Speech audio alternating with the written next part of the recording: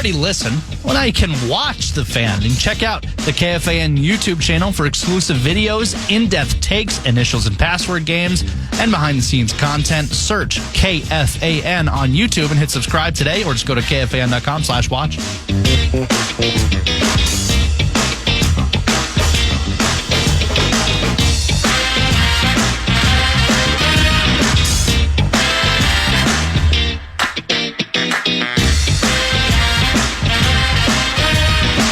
Talkback. It might be a good talkback day. If you want to hit the talkback line, just, I think, click on the microphone via the iHeart app at KFAN, and you have a chance to speak your mind as long as you keep it short, as in 30 seconds. You can't bloviate like I do.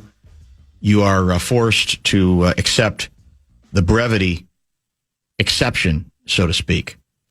A lot of good texts I'm holding on to on the hockey side. I want to get back to the basketball side. Reminder that we have Lavelle coming up in about a half hour, Ben Gessling at 5:30, and Wolves guard Mike Conley, a bumper-to-bumper regular, is scheduled for 6 o'clock today or tonight. Part of I think one of the most compelling parts about what the Wolves did last night, and maybe even larger through the course of winning the series, because last night was as much as anything about just dealing with all the people who are not available, is the method of success. And everybody loves offense, even as they understand that defense matters, but they're still more interested in the highlights of people breaking legs, and fancy slam dunks and the whole bit. To me, part of the appeal, what was kind of summarized by the way the Wolves finished that series, was the idea of taking over a series on the defensive end. Obviously, the Wolves had to have enough scoring last night, and they got it. You can even say from, some unusual places with TJ Shannon. That's a story. That's a sidebar in of itself. Jaden becoming, you look at his numbers and you say, well, that's what a go-to scorer. You think of 13 for 25. You say, well, yeah, he's taken most of the shots. He's the guy. And yet he's not the guy, or hasn't been the guy, even though his offense has improved. But for me, it's delivering what I like to call the Wolves' Doberman defense that we saw a lot a couple of years ago. And in this case, it's about everybody, clearly, but it's the people, the two players who set the tone in this regard from start to finish, and I think are magnificent to watch when they're guarding this way. I don't even need offense to watch what they do harassing, in this case, two of the best players in the world. Joker's certainly one of them. Jamal, okay, not on that same level, but very, very good. The degree to which they, over much of this series, just took those two guys out of the game. And I'll say to their credit after that, they both owned it. I think the quote from Joker was, well, in Serbia, we'd all be fired by now. Something to that effect. Jamal said, our problem isn't, because one of the questions was, well, is there enough leadership on this team? And Jamal said, we got leaders. He said, I'm one of them. And he said, I didn't deliver. I cost the team the game. He was 4 for 17. I thought they both were good about not blaming injuries, not blaming other people, not bringing up the coaches, because the coaches, fairly young still, made it about themselves. But what put them in that position? Jaden and Rudy. There is, to me, something compelling about that being your calling card, even for one series as a team. To so continually hound two great scorers that they ultimately cry uncle. They say, we're not up to it. I mean, Jamal, as much as admitted it, said, I got great respect for the way they play, and they're they make everything hard on that end, or at least they did in this series. So the Doberman defense aspect, leaving aside again who you're missing, which we'll get to in a minute, I think is what made the whole series compelling, and certainly the end of the series too. And I get it on. I think people understand how good a defender again that Jaden is. I think. Look, I've said, and there's a recency bias thing that you can become afflicted by. But I got to tell you, I have been in the group that said the notion that Jaden McDaniel should be untouchable in trades, I didn't buy. I said, well, it's got to depend on the deal. I don't think he should be as untouchable as others do. I now do. I honestly think sometimes a single game can crystallize a situation to such a degree that you say he cannot be moved. Because if you look at his offense, in this series, I think he shot 48%, which, by the way, is 13 percentage points better than Jamal Murray, the guy who was guarding. And he averaged almost 18 points in the first round. For the season, regular season, he shot 50%. He's improved his scoring totals every year. Those are legitimate now numbers offensively. So I come away from that saying, no, you can't. And the fact that he can go, will you look up the height, the official height on Jaden? And let me know what you come up with. But I understand it's a taller league and the bigs can move better than they used to. Got him at 6'9". 6'9". He's guarding guys out on the perimeter, and he's 6'9", and he's giving them nothing. So I'm now firmly in the camp that says no, he can't be dealt. You have to. If there's trades that have to be worked out and changes that you still feel like you have to make, they can't include him. And then of course you had what Shannon did. Hey, let's remember something here. I think somebody has done the research on this nationally, but I haven't been able to see it in print. The Wolves were down in this series on the basis of the three main players out. That, of course, would be Dante, Anthony, and Ayo Dosunmu, the late scratch, which I thought was going to make it really hard if he was out as well. And he ultimately did not dress and did not play. The Wolves lost 52 points. Now, again, you're playing a championship pedigree team that finished the season the hottest team in the league. And, yeah, you're still up 3-2, but you lose 52 points, including your superstar, and, two other very important players, one of whom had scored, 43 points in Game 4, Ayo, out of nowhere. Not only you're not supposed to win, you're not even supposed to be competitive. It's just supposed to be a game that has to be played. And, Game 7 is going to be next.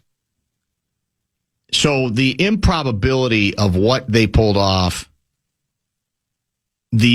without the Shannon scoring total, you could say, and here's another example on the offensive side of how crazy it got. Shannon, he starts his first game, he delivers 24 points in 35 minutes.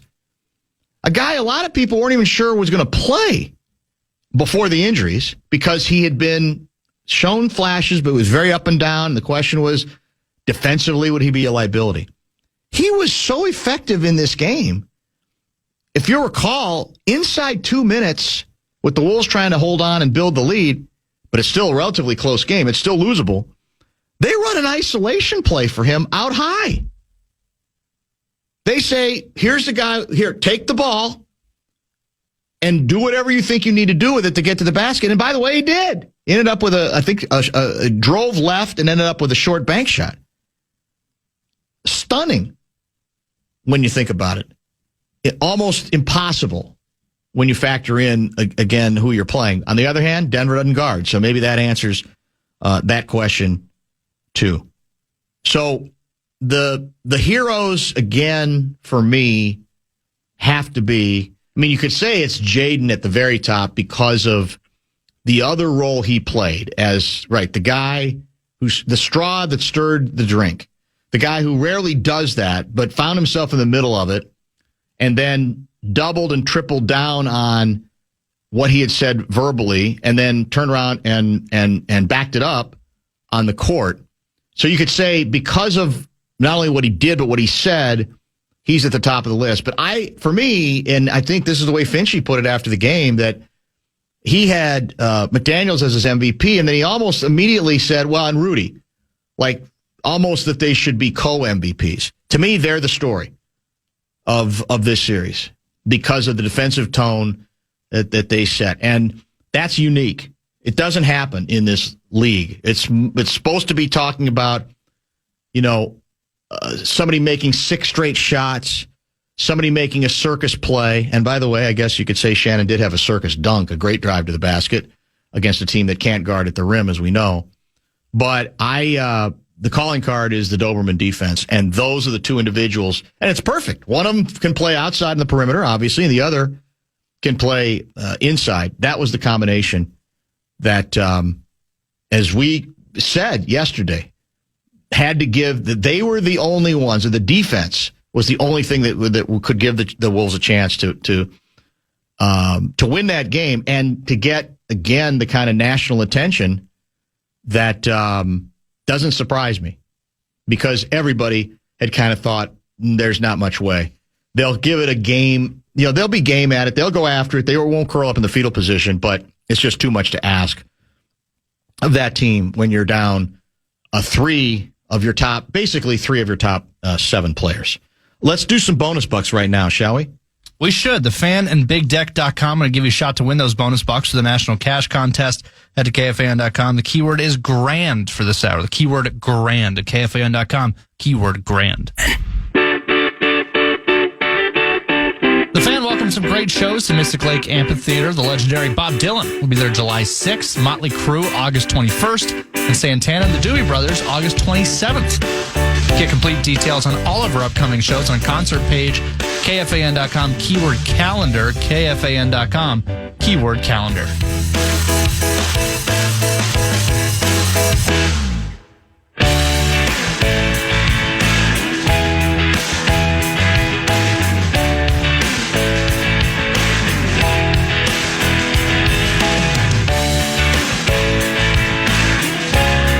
Lots of good text coming in on both the Wolves and the Wild last night. I particularly enjoyed this one. This is from longtime listener Daryl out of Bloomington.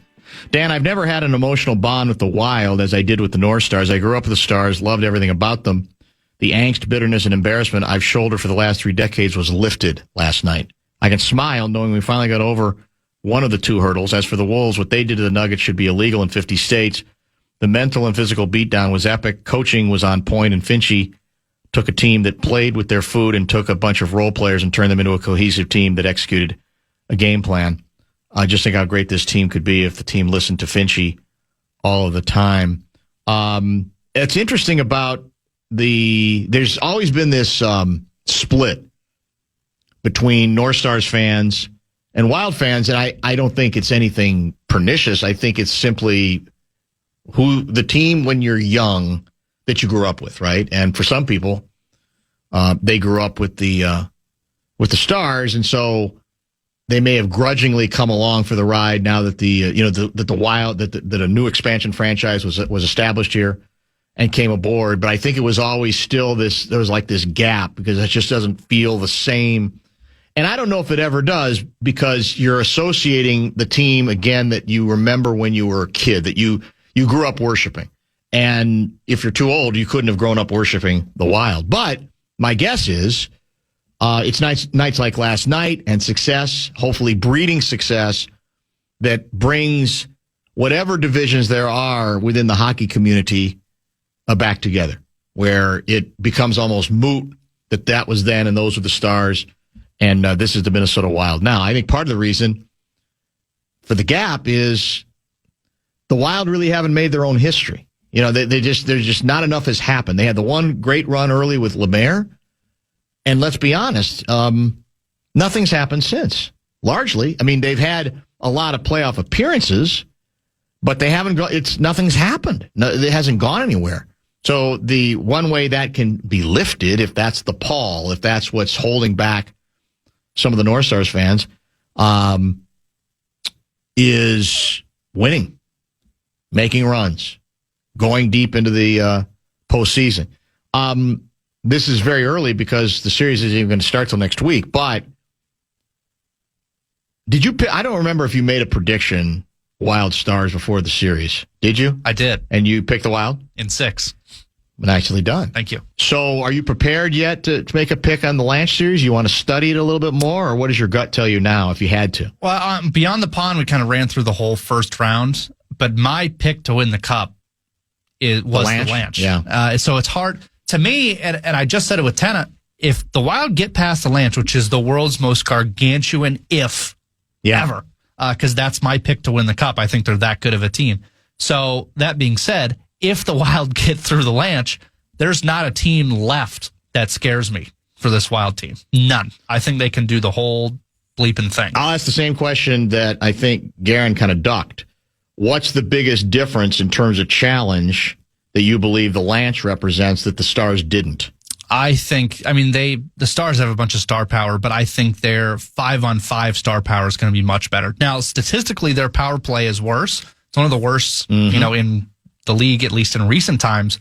But you just have to think, same with the Wild, there's so many stars in that power play, you have to think that it's going to find its way eventually. But I don't think the 5-on-5, and to no fault of the Wild, is going to be anything close to what it was against the Stars, because that was a shutdown. I think the Avs are just better 5-on-5, so that'll be more of a challenge. One other item to get into, and we don't need to, I think, obsess over it, but it's worth, for me, it's important to discuss. And it goes back to Denver being eliminated by the Wolves. Analysis for me at its absolute stupidest. And this is ESPN 101, man. This is what they pride themselves on. It's pretending after this series that there's any meaningful debate to have about whether Joker is any longer a top 5 player in the league. You are literally inventing a controversy that only exists because you've embroidered it. Because you felt that that's what all the research that you do, you've been led to believe that's what your audience wants to listen to or to watch. It's just mindless and stupid. Because in all honesty, the better discussion out of that series is, of the two of them, what the hell happened to Jamal Murray? I mean, he was 4 for 17. If he goes, let's just say he's hot as hell and goes 12 for 17, the game's over. Regardless of what Joker did or didn't do. And again, I give Rudy great credit for taking away some of Joker's game. He was not at his best. But the problem is, talking about, well, no, the real issue isn't really Joker at all. He is still clearly a top 5 player, even with his defensive liabilities, given all the responsibility he has in that offense, which is everything. The story is Jamal, but that's not a good debate point.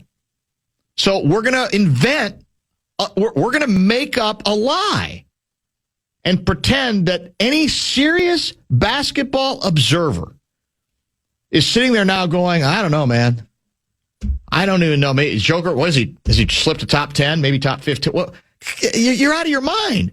And deep down, they know it, but it doesn't matter because that's the game. That's the bit that they believe has made them as successful as they are.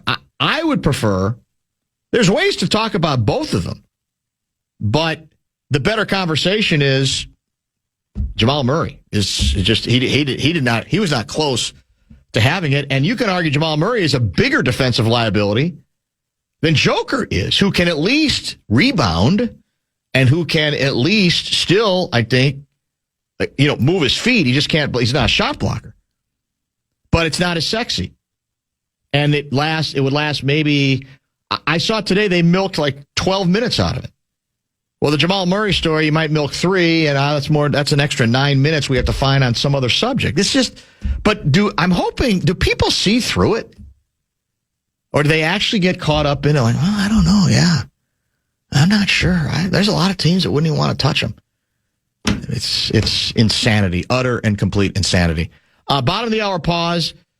Generally, Ben Gessling joins us about now. He's going to be with us at 5:30 in about an hour. Mike Conley is going to join at about 6. The Wolves point guard, who I thought also had some nice moments yesterday in some, I guess you could say, series of roles, short minutes, but still made some significant plays and still, I think, proved his worth to this team under very difficult circumstances with 3 wing players out of the lineup.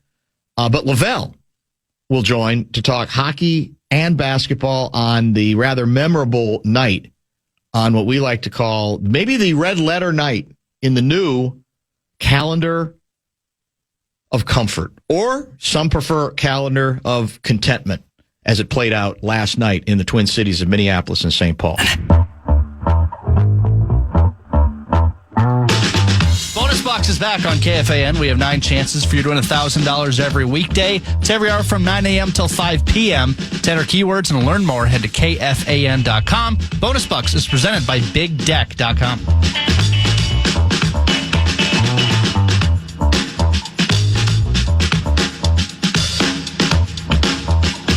64686, Bradshaw and Bryant KFAN text line. If you have questions or observations about the big night last night in the Twin Cities, Wolves related, Wild related, no Twins text or questions about their victory last night will be tolerated, so don't even bother with it. Lavelle, kind enough to join us now via the Connecticut Water Systems hotline. You were in, my sources say, downtown St. Paul. Let's start there, and then we'll work our way over to Target Center as well. Fine. What,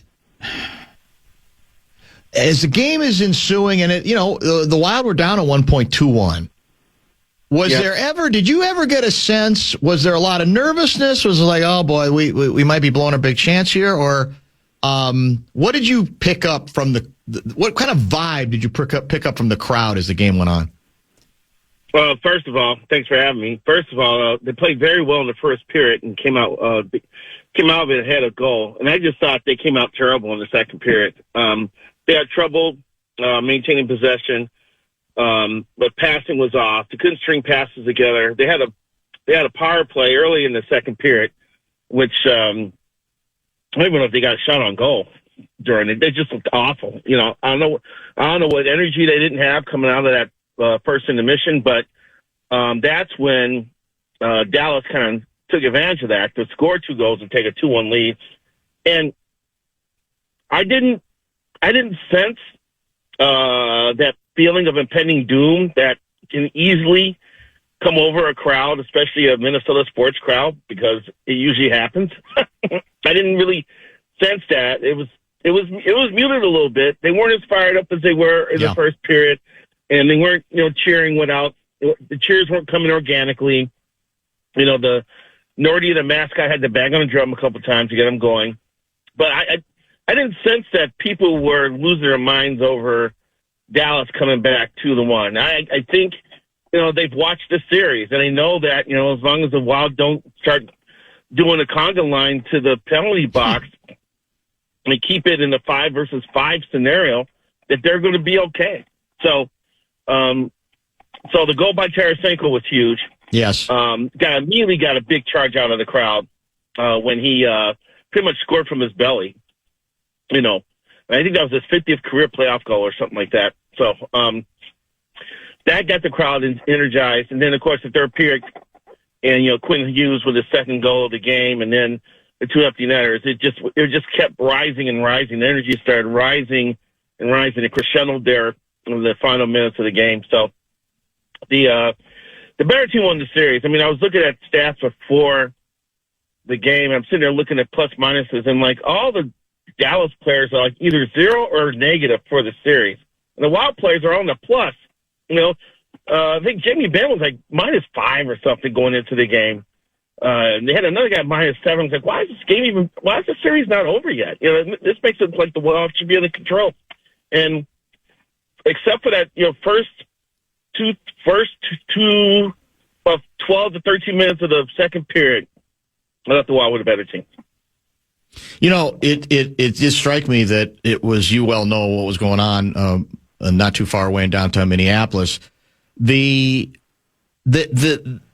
Before we get into more details about how the Wild won and even how the Wolves were able to pull off, I think, the absolutely inexplicable, I thought it was a great day yesterday, really for, 2 days, since we kind of knew this was where this was headed, that this town was going to be hosting 2 Game 6s in which in both towns, the home team had a chance to advance. Now, everybody understood the injuries the Wolves had, and ultimately an injury list that included your guy, Ayo Dosunmu. But for the better part of 2 days, to me, a lot of the fun, before you get to the actual results, was the anticipation of the opportunity, right? That was in front of these teams in a town where nothing can be taken for granted, not even getting into the second round. That it was going to be happening in 2 different arenas, in 2 different, twin towns, the same night. I loved all the build up to it and just the anticipation of, all right, here's what we got going on. Last night, Thursday night. Yeah, and there's also to add to the kind of the drama and the anticipation was that there are 2 contrasting situations. Yes. The Wild, we're headed. The Wild looked very equipped to be able to beat Dallas and move on to the next round of the postseason. Having played their 2 best games in the series have come at Dallas, so they came home, in a good spot. And you're thinking even if they lose that game, they could very easily go to Dallas in Game 7 and come out with a result. Yes. The Wolves, on the other hand, because of all the injury drama, and then, I'm at Grand Casino Arena, and I'm looking, it says, Ayo Dosunmu out, and I was like, what? And I'm sitting there going, this is over. Because I thought the Game 6 for the Wolves was a must-win, that there was no way they could go back to Denver with the roster as injured as it is, and come out with a victory. So I thought they had to win last night, or their season was over. And so I'm all into the Wilds game. I'm covering the game, and I'm trying to write a Quinn Hughes column afterwards. And I go and do media access, and I get back to my computer, and then I look at my phone. I'm like, hey, the Wolves are up in the third quarter. Yes. And so now we're monitoring, while we're writing, we're kind of using half of an eye to kind of check Wolves scores to see if they pull this off. And son of a gun, they did. And Jay McDaniels was the man. It was a great comeback series for him because I believe he was horrible in Game 1.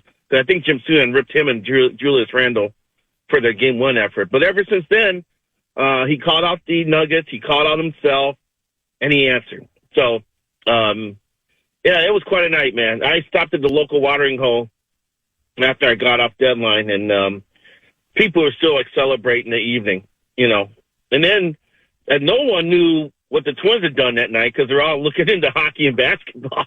And then someone was like, "Hey, the Twins won too." They're like, "What?" So it was just kind of cool to see everybody happy for a change, because it seems like the Minnesota ends up in the wrong ends of these scenarios. And just when fans are kind of teasing and thinking that they got a team that can do some damage in the postseason, it kind of abruptly ends. And so far, it has not ended. And for the first time ever, both the Wolves and Wild are moving on in the same postseason. The payoffs were also, I think, part of the reward, right? Was that, one, they didn't, find a way to lose in either case, especially in the case of the Wild, where they are obviously in a healthier position.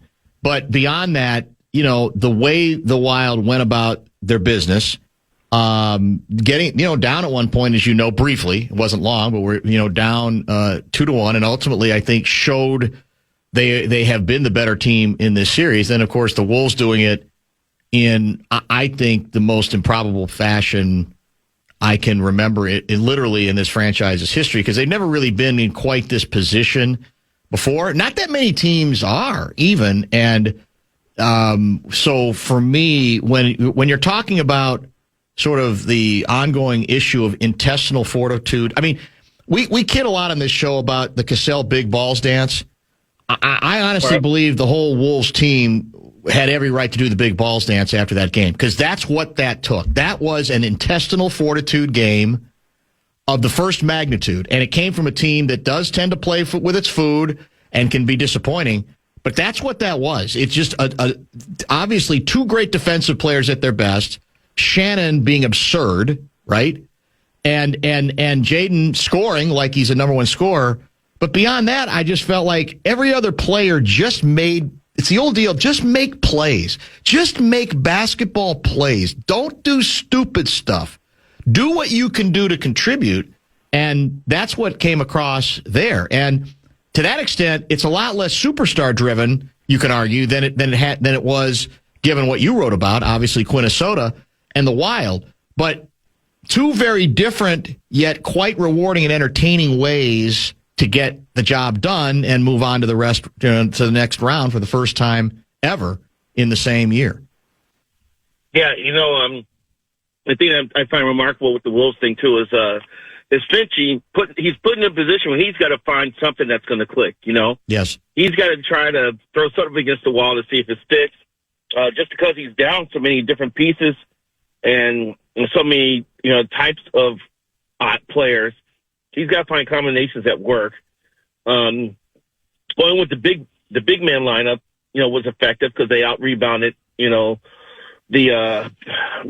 Nuggets with 50-33 or something like that. Yes, going big. But I had to laugh because after the game he's talking about Terrence Shannon, and here we are 2 days ago. He's ripping Shannon for about. He's got to earn his playing time. Just like you have to earn a follow on Twitter from some people, And so then 2 days later, he's like, silly me. I had him in the corner when I should have had him at the top of the key with the ball in his hand. And I'm like, how about that for a turnaround moment there? Yeah. Pitch going from being critical of Shannon to being critical of himself. But in order for him to win that game, he had to come up with some combinations that were going to click, and he finally saw what Shannon can do, and he's got the ball in the right spot, and he can drive and dish and penetrate, and not just stand around the three-point line and wait for, an open jumper. He likes to go to the basket and attack, and he put him in that mode. So, I only saw highlights. I saw the wonderful left-handed dunk with Jokic in the picture. Yes. But yeah, that's what I was fascinated about, is that what was required of the players and the coaches over in Minneapolis in order to execute that victory. It's, again, people, if there are people from Boston listening to this, they're sneering and going, my God, they want commemorative prints for their two winter sports teams getting out of round one, because there are places where that's routinely done. But we're grading on the curve that's in front of us. This has just been the history of these two teams, right? Where they've rarely been good, period, and they've rarely ever been good or viable together. And I don't know, when you factor in, again, the drama of the two games, the circumstances of at least one of them, we might not have another night like, from a sports standpoint, we might not have another night like that in a while. You may not. And thank heavens that, if you did not have a ticket to either one of those events, you were able to kind of keep up with both of them. Because one was at 6:30, one was at 8:30. Just think about the mental gymnastics that would have been going on in the Twin Cities sports scene if both games were actually being played simultaneously. Yes, because the Wild mostly have been playing their games at 8 p.m. If they had started that one at 8 next to the Wolves at 8:30, we would have been going nuts trying to keep up with the back and forth, man. So, but in the end, it would have been exciting, definitely. So I'm just, like I said, I'm happy for sports fans in town, because I've seen them end up having to deal with what's happened on the other side of these things. Listening to my brother all the time, he says Minnesota fans don't deserve this. I said, yeah, there's a lot of things they don't deserve. But last night was not one of those nights. It was a night to be fired up. Now, narrative changes now because I don't want the Wild to get greedy. I want the Wild to get greedy now. This is not, time to excel just because they finally won the series for the first time in 11 years. It's time to get greedy here and try to. You knocked out one of the higher seeds in the conference. It's time to go after the next one in Colorado. Yeah, there's no question about that. There was, I think, some poetry also to the fact, and this is what a lot of what you wrote about, that in the end here, at least for this round, you're kind of going back to the beginning. And the beginning really is December 12, 2025, when the Wild, Bill Guerin makes the big deal for Quinn Hughes, right? That was the declaration of war, frankly. That was his declaration of we're not bleeping around any longer. And by the way, he almost swore he did swear once, Guerin, on with us, almost used the F word. But caught himself on that occasion. That's why. Yeah. Well, no, in this case, it was not. I am capable. That was not here what it was about. But my point is that was the declaration that we have bigger aspirations and we don't care what it's going to cost. We're going to open the door. And the idea that here to finally get out of round one after 11 years, and to do it with Hughes, getting 2 goals, including the game winner and an assist, perfect poetry, right? Because that's really where the door got open. There were other good players in this team, we get it, but that was the added ingredient where I think Guerin was saying we are serious about at least what we're going to attempt to do. Yeah, that was one of the better. That's going to go down as one of the bigger transactions in this town's, in this state's pro sports history. Making the power move there, trading what they did to get Quinn Hughes, and it made a statement. Billy made a statement about not screwing around here, and it says a message to the locker room. They'll tell you this, Dad, after the game, they're still players are still sitting there going, this guy's better than we thought. He's been unbelievable. They're still amazed at what he's able to do because Quinn controlled that game. I know Russo was using all the basketball analogies because he was asking, John Hines about it. It looked like he's a point guard out there at times, but he does look like when he's on the ice. What the hell is the other team going to do? Because he's either going to set someone up. He's got a decent shot. He's going to pick and choose his chances to fire at the net. He's going to keep everybody involved, and he's going to be a monster in a power play. And it's incredible to think that the Wild have like 3. You can already have 3 of the top, at least easily 3 of the top 20 players in the NHL. Maybe 3 of the top 15. That may be stretching it. It's close. There's no question about that. Talent is still that's the constant, right? I mean, there's overachieving teams, and there's teams that on a given night, like the Wolves last night, can win on something else, right? Largely beyond just talent, because last night they could not possibly be the more talented team. But yeah, you got to have it. You got to have the high end. You got to have the big knockers, and obviously they have to knock too. I mean, clearly, I think you'll agree that the Wolves' job moving forward is much, much more complicated. Even though Colorado is certainly Stanley Cup worthy again, the Wolves are in a position where there's no reason to believe, based on anything I've been told, that Anthony Edwards will be available early in this season, in this series either. The question is whether he would be available at all in this series. And I know there's some people who believe he might be available if the Wolves were able to get to the conference finals. That, of course, though, would mean knocking off San Antonio Spurs Davy, which even without their play, they don't have any more playoff pedigree than the Minnesota Wild did coming into the playoffs this year either, right? I mean, they just had an incredible regular season and they got Wemby. But you almost have to have Edwards, and I think the interesting one will be Ayo, because the word on the street is for Ayo, this was about the obvious calf-related injury concern, what that might lead to, worst-case scenario. He's a free agent. He will be a free agent. He's figuring out he's got a good chance to get a good contract. So how hard is he going to go trying to win one for the team if he is convinced that there's real danger with that calf, right? So is that going to get any better by, I think game 1 is Monday? Is it going to be that much better Monday than it was Thursday? Because at least with the Io, as you know, you're giving yourself another good ball handler and a guy who has shown some ability to score. They're clearly a much better team with him rather than being out 3 of their best perimeter players, with Dante obviously out and Anthony out certainly early in the series. Well, I'm not going to be naive here, because there's a business aspect to a player's career, and there's times we have to make business decisions. What's best for you, especially when you get to free agency. Everything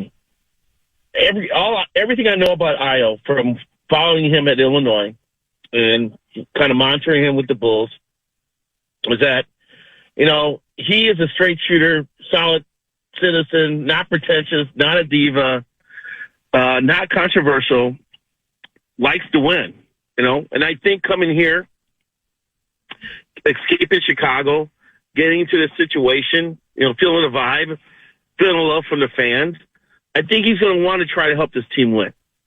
I think if he's available to play, he's going to try to play. With the calf injuries, hopefully there's nothing else going on with him.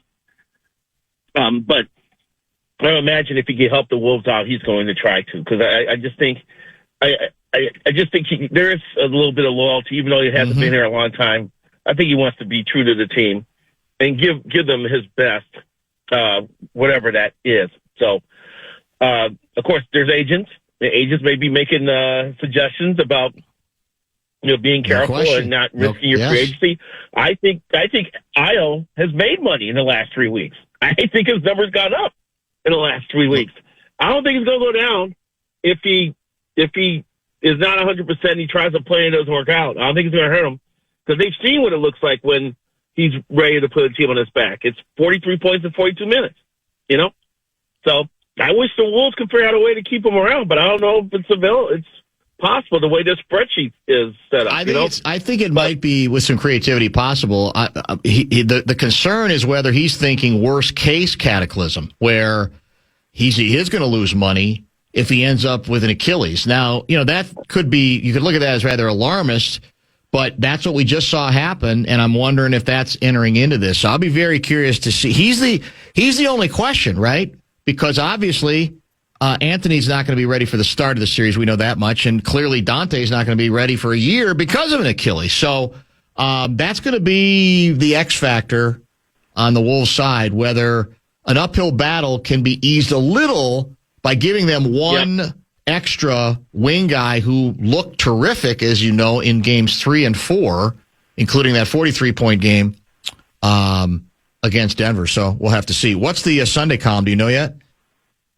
Well, it was really a mess after the game, because we're still trying to figure out who's doing what, and we got both teams involved. So I got a column in the can, and I may have to pivot just in case we want to do something Wolves or Y related. But right now, I talked to Pablo Lopez with the Twins about what he does to stay active or stay involved while he's sitting out for the year. They are going to allow him to travel with the team on the road all year long, because they want his presence in the locker room in the clubhouse, and the men are young guys. So I know baseball is not really on a lot of people's minds right now, but I had this in my notebook, so I wrote it up. It's sitting there. It may run Sunday. It may not. If stuff happens tomorrow, like I'm probably going to swing over to Wolves shoot around, see if they need something else written. But I have something to hold just in case. I'm not an editor. I'm a writer, but I'm going to put on my editor's hat right now and say, deep six that column. You cannot right now offer anything Twins related. Strike while the iron is hot. You got 2 winter sports teams for the first time ever heading into May. You got to milk it. You got to stick with it. And the Twins do not deserve any kind of attention or publicity at this point. So it's nice to have in your back pocket. It's always good to have an extra column. I'm aware of that, but it's timeless. You can run that anytime, my friend. Just put that in the back burner get back out there continually, Wolves wild, at least for the next 2 weeks. Well, you'll have to remember, too, I got 3 other guys who write columns here. Yeah, so that's true. There's only so much that they want. Yeah. Now, you can argue that you should want everything as much as possible during this time of year. That would be my suggestion. But we'll see. I'm still keeping my nose to the grindstone here, so we'll see how things develop once I get out to Wolves land tomorrow. Thanks, Lavelle. We'll chat next week. All right, take care. Appreciate you. Lavelle E. Neal III. Ben Gessling will join at about 5:30. Some leftover draft Vikings morsels, and who knows what else with him. Mike Conley, Timberwolves veteran, seasoned, senior point guard, who did have some minutes last night and had a couple of damn good moments as well. He's going to join for his reaction to the Wolves' big night last night. That will be scheduled for 6. Top 5 at 5 includes? I'm going to take your advice and milk the crap out of the Wild and the Wolves.